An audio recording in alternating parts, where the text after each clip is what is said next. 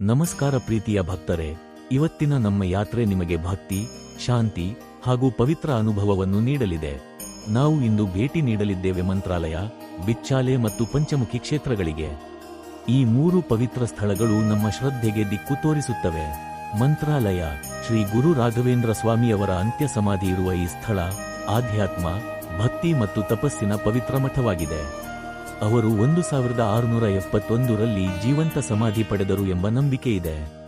ಪ್ರತಿದಿನ ಸಾವಿರಾರು ಭಕ್ತರು ಈ ಪುಣ್ಯಭೂಮಿಗೆ ಬರುತ್ತಾರೆ. ಮಠದ ಮುಖ್ಯ ಆಕರ್ಷಣೆ ಎಂದರೆ ರಾಯರ ಬೃಂದಾವನ. ಇಲ್ಲಿ ನಡೆಯುವ ಪೂಜೆ, ಅಭಿಷೇಕ, ಅರ್ಚನೆ ಎಲ್ಲವೂ ದೈವಿಕ ಶಕ್ತಿಯಿಂದ ತುಂಬಿದೆ. ಮಂತ್ರಾಲಯವು ಪುಣ್ಯದ ತುಂಗಭದ್ರಾ ನದಿಯ ತೀರದಲ್ಲಿರುವ ಪವಿತ್ರ ಕ್ಷೇತ್ರ. ಈ ನದಿ ಶ್ರೀ ರಾಘವೇಂದ್ರ ಸ್ವಾಮಿಗಳ ಬೃಂದಾವನದ ಪಕ್ಕದಲ್ಲೇ ಹರಿದು ಭಕ್ತರಿಗೆ ಶುದ್ಧತೆಯ, ಶಾಂತಿಯ ಮತ್ತು ಆಧ್ಯಾತ್ಮಿಕ ಉನ್ನತಿಗೆ ಪ್ರೇರಣೆಯಾಗಿ ನಿಲ್ಲುತ್ತದೆ.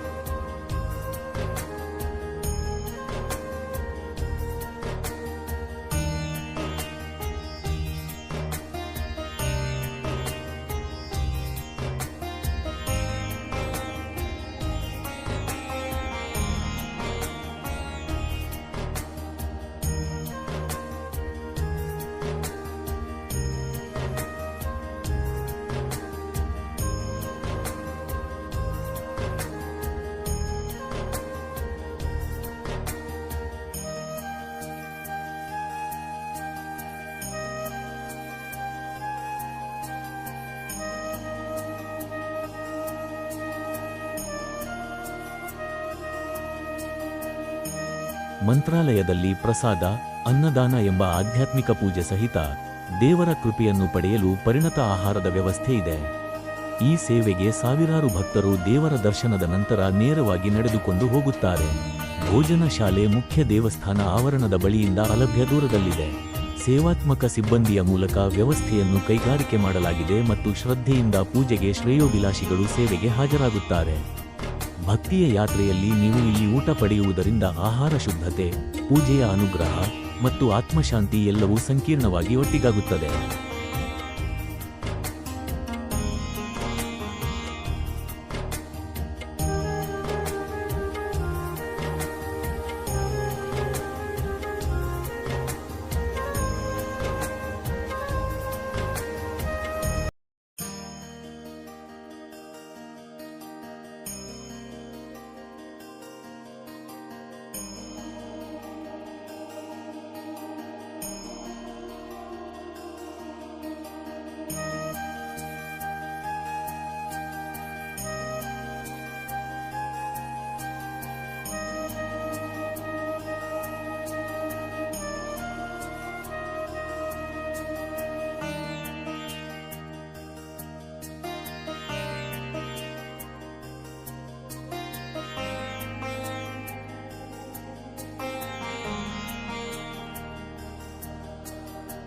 ಮಂತ್ರಾಲಯದ ಆವರಣದಲ್ಲಿ ಸಂಜೆ ಹೊಳೆಯುವ ಭಿತ್ತಿ ಚಿತ್ರಗಳಲ್ಲಿ ರಚಿಸಲಾದ ಭಗವಂತ ವಿಷ್ಣುವಿನ ದಶಾವತಾರದ ಕಥೆಗಳು ಅದ್ಭುತವಾಗಿ ಚಿತ್ರಿಸಲಾಗಿದೆ.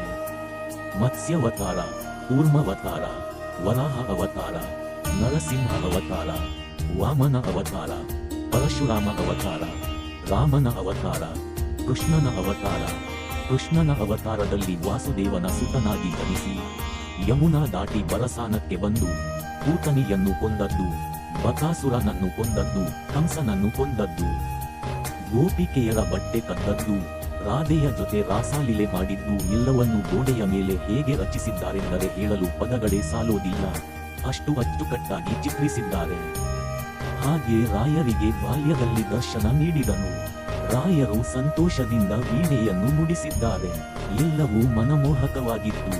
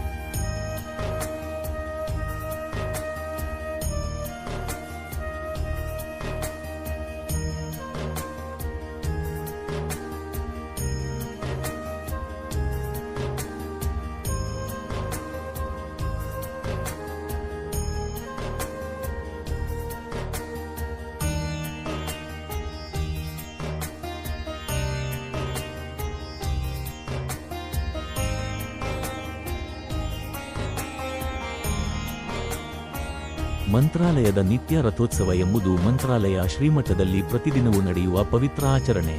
ಇದು ಶ್ರೀ ರಾಘವೇಂದ್ರ ಸ್ವಾಮಿಗಳ ಬೃಂದಾವನದ ಸನ್ನಿಧಾನದಲ್ಲಿ ನಡೆಯುವ ಒಂದು ವಿಶಿಷ್ಟ ಧಾರ್ಮಿಕ ಉತ್ಸವವಾಗಿದೆ. ಅಂದರೆ ಶ್ರೀ ರಾಘವೇಂದ್ರ ಸ್ವಾಮಿಗಳ ಉತ್ಸವ ಮೂರ್ತಿಯನ್ನು ಪ್ರತಿದಿನ ಮಠದ ಆವರಣದಲ್ಲಿ ರಥದಲ್ಲಿ ಹೊರಟೆ ಮಾಡಲಾಗುತ್ತದೆ.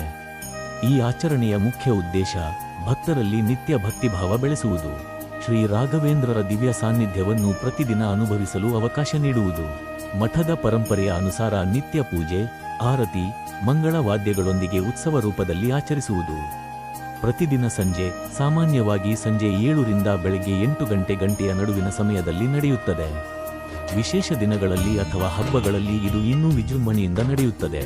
ಹೂ ಅಲಂಕಾರ, ದೀಪ ಹಾರಿಕೆ, ಮಂಗಲ ವಾದ್ಯ ಇತ್ಯಾದಿ. ನಿತ್ಯ ಸಾವಿರಾರು ಭಕ್ತರು ಈ ರಥೋತ್ಸವದಲ್ಲಿ ಭಾಗವಹಿಸುತ್ತಾರೆ. ಕೆಲವರು ರಥವನ್ನು ಎಳೆಯುವುದು ಅವರ ಪುಣ್ಯ ಕಾರ್ಯವೆಂದು ನಂಬಿ ಶ್ರದ್ಧೆಯಿಂದ ಎಳೆಯುತ್ತಾರೆ. ಮಕ್ಕಳು, ವೃದ್ಧರು ಸೇರಿದಂತೆ ಎಲ್ಲ ವಯಸ್ಸಿನವರು ಭಕ್ತಿಯಿಂದ ಭಜನೆ ಗಾನಗಳಲ್ಲಿ ತೊಡಗುತ್ತಾರೆ. ಭಕ್ತಿಯಲ್ಲಿ ನೆನೆಯುವ ಆ ಕ್ಷಣ, ಮೂರ್ತಿಯ ದಿವ್ಯ ತೇಜಸ್ಸು, ಗಾಯನ ವಾಯನ, ದೀಪ, ಹೂಗಳು, ಭಕ್ತರ ಭಾವನೆಗಳು ಎಲ್ಲವೂ ಒಟ್ಟಾಗಿ ಗುರುದೇವರ ಅನುಗ್ರಹ ಪಡೆಯುವ ಒಂದು ಜೀವಂತ ಅನುಭವ. ನೀವು ಭೇಟಿ ಮಾಡುವ ಯೋಜನೆ ಇದ್ದರೆ ಈ ರಥೋತ್ಸವದ ಪ್ರಕ್ರಿಯೆ ಖಂಡಿತ ಅನುಭವಿಸಲು ಮರೆಯಬೇಡಿ. ಶ್ರದ್ಧೆಯ ದಾರಿ, ಭಕ್ತಿಯ ಪಥ. ಪವಿತ್ರ ತುಂಗಭದ್ರಾ ನದಿಯ ತಟದಲ್ಲಿ ಪ್ರತಿದಿನ ನಡೆಯುವುದು ಶ್ರೀ ರಾಘವೇಂದ್ರ ಸ್ವಾಮಿಗಳ ನಿತ್ಯ ರಥೋತ್ಸವ. ಸಾವಿರಾರು ಭಕ್ತರು ಒಂದೇ ಧ್ವನಿಯಲ್ಲಿ ಹಾಡುತ್ತಾರೆ. ಪೂಜ್ಯಾಯ ರಾಘವೇಂದ್ರಾಯ ಸತ್ಯಧರ್ಮರತಾಯ ಚ ಭಜತಾಂ ಕಲ್ಪವೃಕ್ಷಾಯ ನಮತಾಂ ಕಾಮಧೇನವೇ. ಹೂಗಳಿಂದ ಅಲಂಕೃತ ರಥ, ಮಂಗಳವಾದ್ಯಗಳು, ಭಜನೆ ಗಾನ. ಇದು ಕೇವಲ ಉತ್ಸವವಲ್ಲ, ಇದು ಒಂದು ಅನುಭವ. ಬನ್ನಿ ಮಂತ್ರಾಲಯಕ್ಕೆ, ನಿಮ್ಮ ಜೀವನದಲ್ಲಿ ಶ್ರದ್ಧಾ ಮತ್ತು ಶಾಂತಿಯ ಉಜ್ವಲ ಬೆಳಕು ತರಲು. ಗುರು ಸ್ಮರಣೆಯೊಂದೇ ಸಾಕು, ಬದುಕು ಬೆಳಗುತ್ತದೆ. ಪವಿತ್ರ ತುಂಗಭದ್ರಾ ನದಿಯ ತಟದಲ್ಲಿ ಭಕ್ತಿಯ ದೀಪವು ಪ್ರತಿದಿನ ಪ್ರಜ್ವಲಿಸುವ ಸ್ಥಳ ಮಂತ್ರಾಲಯ. ಇಲ್ಲಿ ಪ್ರತಿದಿನ ಸಂಜೆ ನಡುಮಠದ ಆವರಣದಲ್ಲಿ ನಡೆಯುತ್ತದೆ ಶ್ರೀ ರಾಘವೇಂದ್ರ ಸ್ವಾಮಿಗಳ ನಿತ್ಯ ರಥೋತ್ಸವ.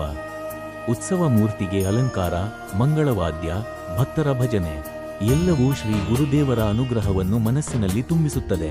ಹೂಗಳಿಂದ ಅಲಂಕೃತ ರಥವು ನಿಜಕ್ಕೂ ದೇವರ ಕರುಣೆಯ ಸಾಗರದಂತೆ ಸಾಗುತ್ತದೆ. ಭಕ್ತರ ಶ್ರದ್ಧೆಯಿಂದ ಎಳೆಯಲ್ಪಡುವ ಈ ರಥ ನಮ್ಮ ಬದುಕಿನ ಪಾಪಗಳನ್ನು ದೂರ ಮಾಡಿ ಶಾಂತಿ ತರಲು ನೆರವಾಗುತ್ತದೆ. ಬನ್ನಿ, ಗುರುರಾಯರ ನಿತ್ಯ ರಥೋತ್ಸವದಲ್ಲಿ ಭಾಗವಹಿಸಿ. ಶ್ರದ್ಧೆಯ ಪಥದಲ್ಲಿ ಗುರುದರ್ಶನದ ಅನುಭವವನ್ನು ಪಡೆಯಿರಿ. ಜೈ ಗುರುರಾಯ.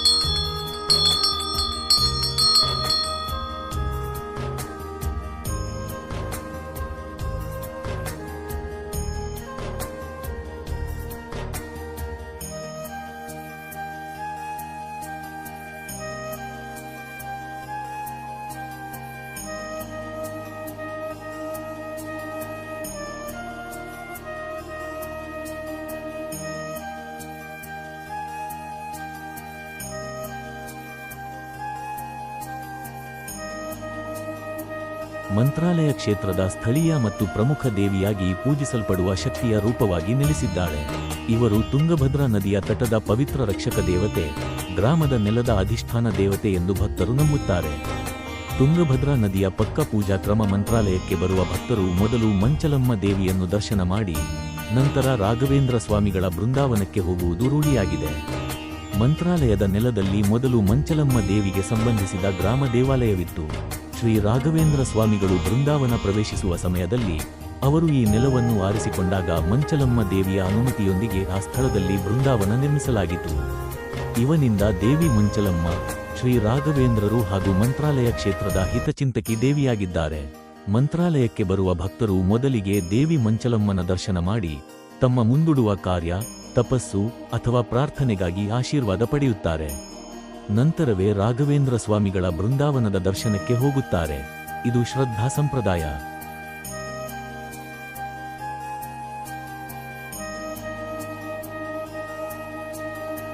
ಮರುದಿನ ಬೆಳಿಗ್ಗೆ ನಾವು ಮಂತ್ರಾಲಯದಿಂದ ಬಿಚ್ಚಾಲೆ ಕ್ಷೇತ್ರಕ್ಕೆ ಹೊರಟೆವು. ಸ್ವಲ್ಪ ದೂರದಲ್ಲೇ ಅಭಯ ಆಂಜನೇಯನ ದೇವಸ್ಥಾನಕ್ಕೆ ಹೋಗಿ ನಮಸ್ಕರಿಸಿ ಅಲ್ಲಿಂದ ಹೊರಟೆವು. ಈ ಅಭಯ ಆಂಜನೇಯನ ದೇವಸ್ಥಾನದ ಎದುರು ಭಗವಂತ ಶ್ರೀರಾಮನ ಭವ್ಯ ನಿರ್ಮಾಣವಾಗುವುದನ್ನು ಕಂಡು ಮುಂದೆ ಸಾಗಿದೆವು.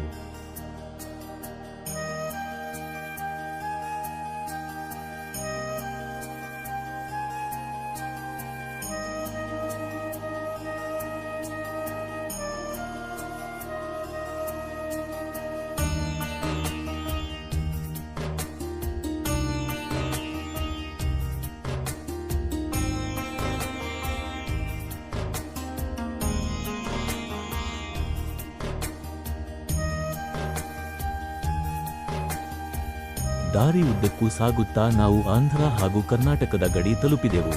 ಬಿಚ್ಚಾಲೆ ಇರುವುದು ಕರ್ನಾಟಕದಲ್ಲಿ ಎಂಬುದು ತಿಳಿದು ಸಂತೋಷವಾಯಿತು. ಈ ಸೇತುವೆ 1 ಕಿಲೋಮೀಟರ್ ಅಂತರ ಇದೆ.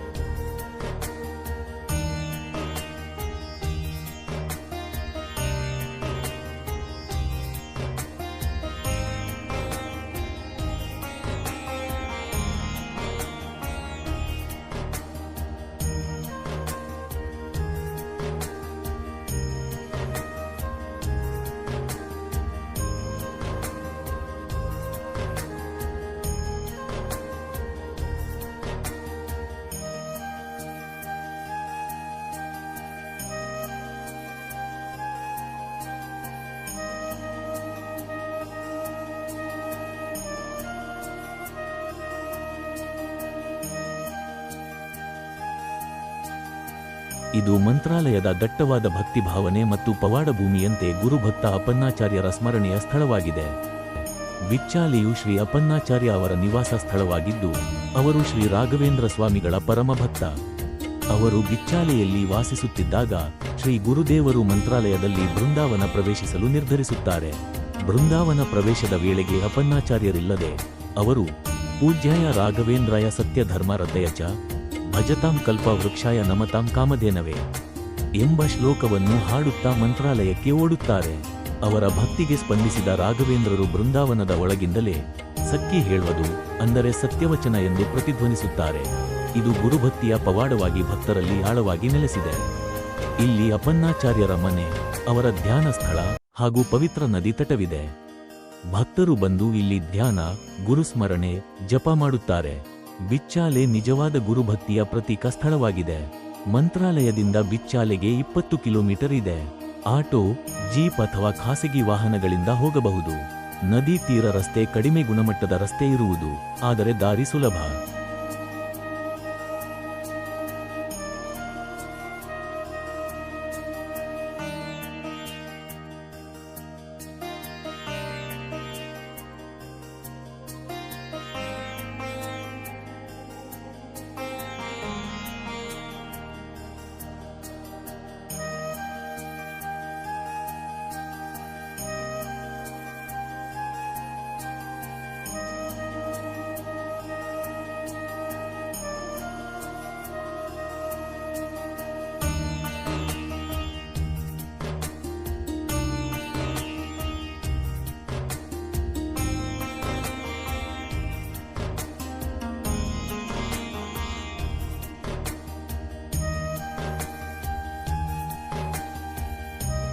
ಮೂಲಭಕ್ತಿಯ ಉತ್ಕೃಷ್ಟ ಉದಾಹರಣೆ ಬಿಚ್ಚಾಲೆ. ಈ ಊರಲ್ಲಿ ರಾಯರ ಪರಮ ಭಕ್ತರಾದ ಶ್ರೀ ಪುರಣದಾಸರು ವಾಸಿಸುತ್ತಿದ್ದರು. ಅವರ ಮನೆಯಲ್ಲಿ ರಾಯರು ದೀರ್ಘಕಾಲ ತಂಗಿದ್ದರು. ಇಲ್ಲಿಯ ಮಠದಲ್ಲಿ ಇಂದು ಪುರಾತನ ವಸ್ತುಗಳು, ಶಿಲಾಶಾಸನಗಳು ಕೂಡ ಕಾಣಬಹುದಾಗಿದೆ. ಅತ್ಯಂತ ಶಾಂತವಾಗಿರುವ ಈ ಸ್ಥಳವು ಭಕ್ತರ ಹೃದಯ ತಣಿಯುವ ಸ್ಥಳ.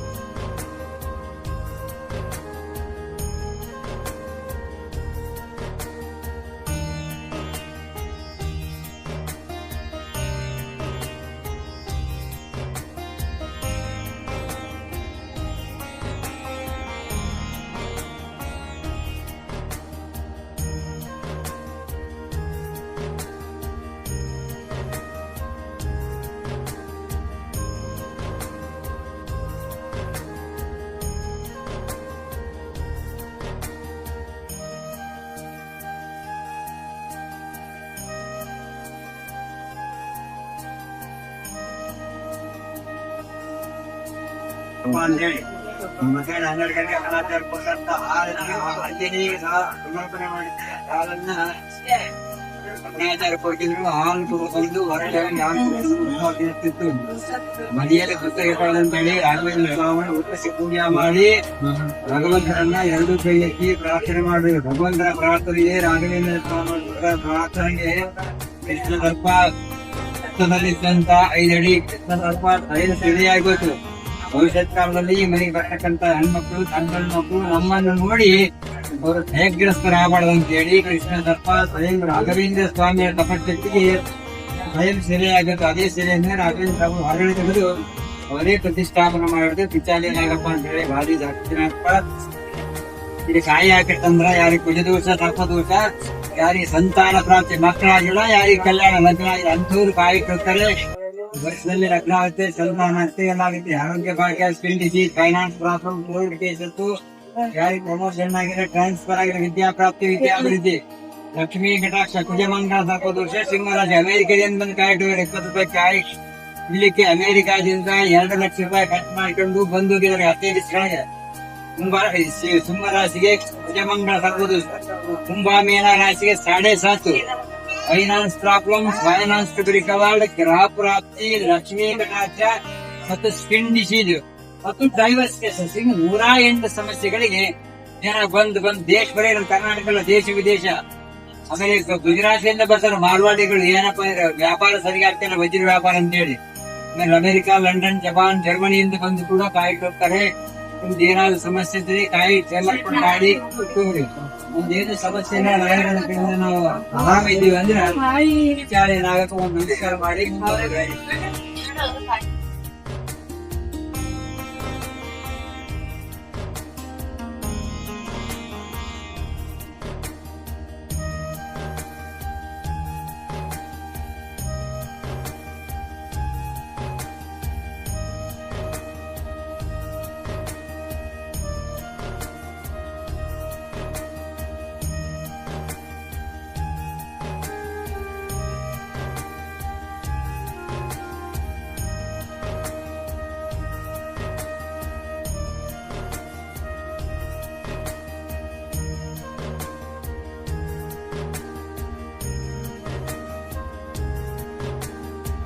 ಪಂಚಮುಖಿ ಕ್ಷೇತ್ರ ಮಂತ್ರಾಲಯದಿಂದ ಸುಮಾರು 30 ಕಿಮಿ ದೂರದಲ್ಲಿದೆ.